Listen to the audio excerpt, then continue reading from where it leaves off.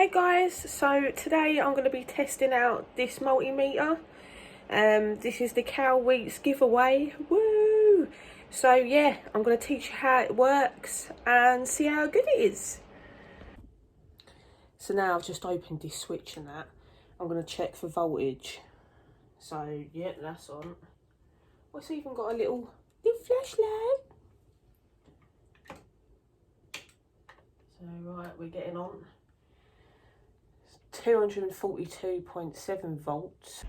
So what I'm going to do now is take this apart and I'm going to connect them together and see if I get continuity. We'll have a look. Right, them two are both together. So now we should get continuity on this multimeter. So still on auto. Oh, and that's how you turn on the light, look. So all you got to do is turn on the select button. Quite cool. So now, I'm going to stick that on there and that on there. It's burning out 0. Because it's so close, it might even come out as 0. So, if we do the function button, so that's the bella, and that's to tell you how many ohms. We need to do another one, which is a bit further away. Because if I do it to myself,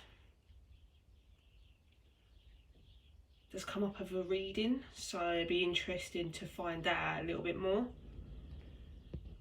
Hey, so I'm still testing out this Kaiweets ST600Y, see how good it is. They actually come with these little test leads, and this test lead is actually a probe. So this is going to test the Fahrenheit and the centigrade. At the moment it's registering as 14 degrees, and when I stick my finger on it, it goes all the way up. About 24 degrees. Yay! I'm warm. So yeah, it's a neat, good little bit of test kit. So my last video of today, I'm going to do a test of just the hertz. So in the UK it's supposed to be 50 hertz, and let's see what it comes out as. So on here I've got 50 hertz, 49.99. So that's how it should be in the UK. And then between live and neutral,